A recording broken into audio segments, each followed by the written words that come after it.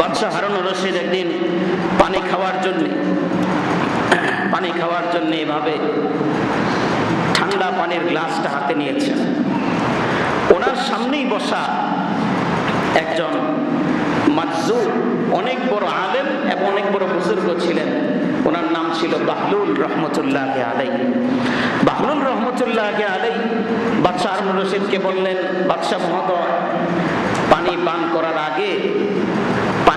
করার আগে কি পড়তে হয়? বললেন যে বিসমিল্লাহির রহমানির রহিম। বিসমিল্লাহ পড়েন তো? হ্যাঁ, বিসমিল্লাহ পড়ি। আপনি যেহেতু সামনে থাকেন, আপনি স্মরণ করে দেন।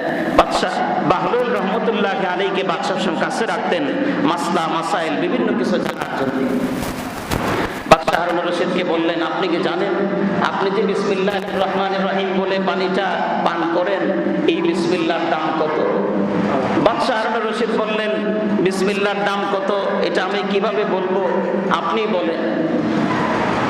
তো বাহলুল রহমতুল্লাহ আলাইহি বললেন, আচ্ছা, আপনি যদি কখনো এমন পরিস্থিতিতে পড়ে যান যে এরকম মরুভূমির মধ্যে আটকে গেলেন, যেখানে কোনো পানি নেই, কিছুই নেই, পানির কোনো ব্যবস্থা নেই, আপনার আশপাশে কোনো সৈন্য নেই, আপনি তখন যদি এক গ্লাস পানি নিয়ে কাউকে যেতে দেখেন, তখন আপনি কি করবেন? বললাম, আমি পানির জন্য দৌড় দিব। সে যদি বলে যে আপনার এই এক গ্লাস পানির বিনিময়ে আপনার জীবনের সব দিয়ে দিতে হবে, বাদশাহ হারুনুর রশিদ বলেন, হ্যাঁ, এক গ্লাস ঠান্ডা পানির জন্য আমার জীবন যখন বের হতে থাকবে, তখন সে যদি বলে যে হারুনুর রশিদ, তোমার গোটা রাজত্ব, এই 1,00,000 বর্গ কিলোমিটারের গোটা রাজত্ব, গোটা শামের সব রাজত্ব আমাকে দিয়ে দাও, আমি এক গ্লাস পানির বিনিময়ে আমি সব রাজত্ব তাকে দিয়ে দিব। সুবহানাল্লাহ। বাদশাহ হারুনুর রশিদকে বাহলুল রহমতুল্লাহ আলাইহি বললেন, ঠিক আছে, আপনি পানি খান, বিসমিল্লাহ বলেই পানি খান। বিসমিল্লাহ বলে তিনি পানি পান করলেন। পানি পান করার পর বাহলুল রহমতুল্লাহ আলাইহি এবার ওনাকে বলছেন, আরেকটা প্রশ্ন করি জনাব, আপনি যদি অনুমতি দেন। হ্যাঁ, করুন।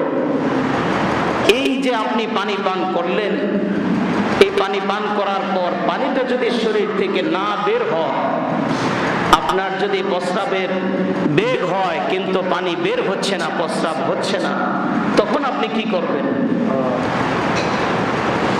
বাদশাহ হারুনুর রশিদ এত বড় জ্ঞানী মানুষ ছিলেন, খলিফাতুল মুসলিমিন, এত জ্ঞানী মানুষ। বাদশাহ হারুনুর রশিদ বললেন, আবার যদি এই পানি বের করার জন্যে, প্রস্রাব বের করার জন্যে যদি গোটা রাজত্ব ছেড়ে দিতে হয় বাহলুল, আমি গোটা রাজত্ব শুধুমাত্র এই প্রস্রাব করার জন্যে আমি ছেড়ে দিতে রাজি। সুবহানাল্লাহ।